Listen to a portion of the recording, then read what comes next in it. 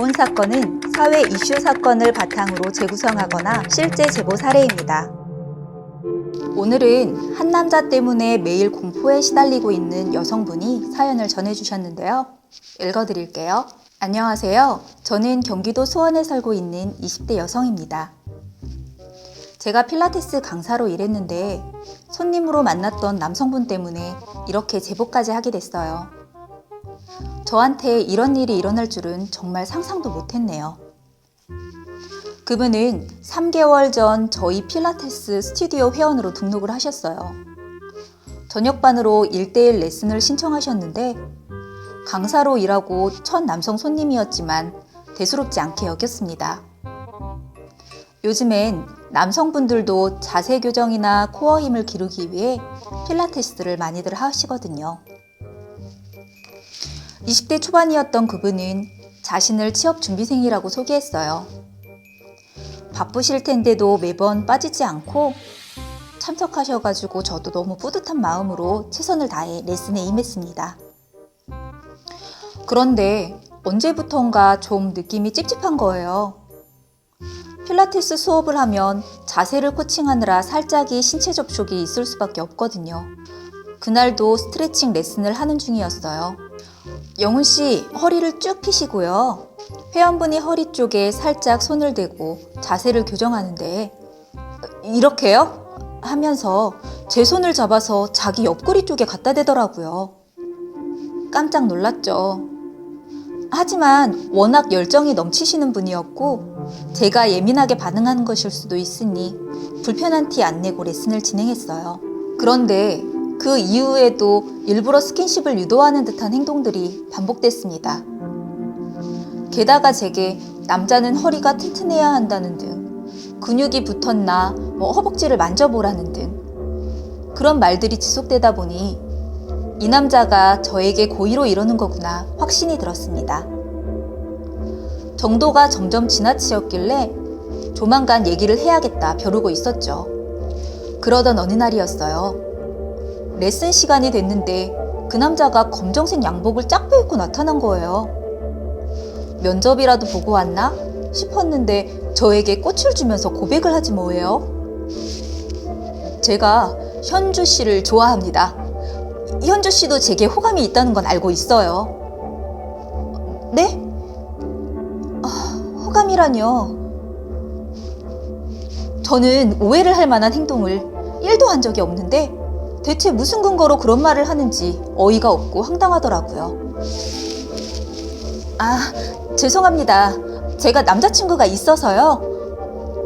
당시 만나는 사람은 없었지만 확실하게 끊어내기 위해 남자친구가 있다는 거짓말을 했고 그 이후로 그 남자는 필라테스 학원에 나오지 않았어요. 이 정도 선에서 끝난 게 다행이라고 생각했죠. 그리고 이틀 뒤 퇴근하고 집에 들어가려는데 문 앞에서 모르는 번호가 전화로 오더라고요. 여보세요?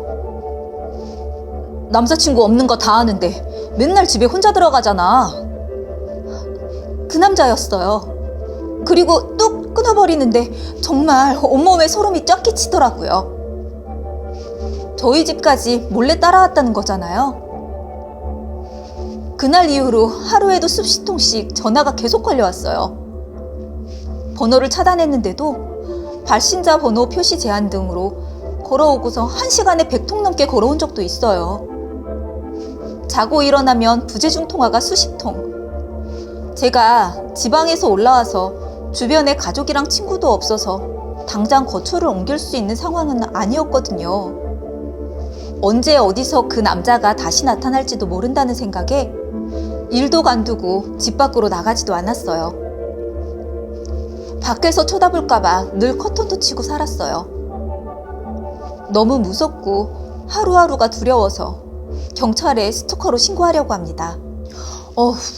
온몸에 소름이 쫙 돋는데요. 그런데 여러분, 더 황당한 건 이 사연자분께서 경찰서에 가서 신고를 하고 재판 소송까지 갔는데 이 남자가 스토커 처벌을 안 받았다는 거예요. 아니 이거 명백한 스토킹 아닌가요? 네, 이거는 법원의 사례를 바탕으로 구성된 거로 보여지는데, 법원 하급심에서는 이거는 무죄 판결이 나왔어요. 근데 무죄 판결은 작년 2023년 5월 18일 22도 12,037호 대법원 판례를 통해서 어느 정도 교통정리가 됐다고 보여집니다. 이게 처벌을 안 받은 게 도달이 안 했다. 그리고 음양이 아니다. 뭐 여러 가지 이유들을 통해서 이제 하급심 판례에서는 무죄를 하고 있었는데 대법원에서는 이 사건을 정리를 해서 전화를 받지 않고 부재중 전화가 찍혔다고 하더라도 도달한 것으로 볼 수 있다. 그리고 공포심이라는 거는 요건이 아니다. 그렇기 때문에 이렇게 연락을 계속 한다.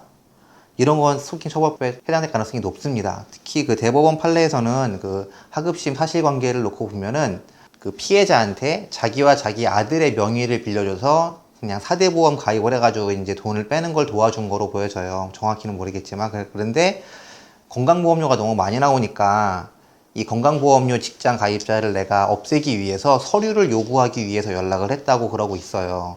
근데 그런 경우라고 하더라도 의사에 반해서 계속 연락하는 거는 스토킹 처벌법 대상이 될 수 있다는 판례입니다. 다른 사실관계가 좀 더 있긴 하지만 피고인 측 주장은 그런 내용이었어요. 그래서 내가 의사에 반해서 다른 상대방에게 전화를 하거나 문자를 계속하거나 카톡을 계속하거나 찾아간다거나 하는 것들은 스토킹이 해당될 가능성이 높기 때문에 그런 경우에는 반드시 변호사님과 한번 상의를 해보시는 게 좋을 것 같습니다. 놓치기 쉬운 일상법부터 사회에서 벌어지고 있는 이슈 사건들을 썰로 쉽게 알고 대처하시기를 바라며 조금이나마 도움이 되시기를 바랍니다.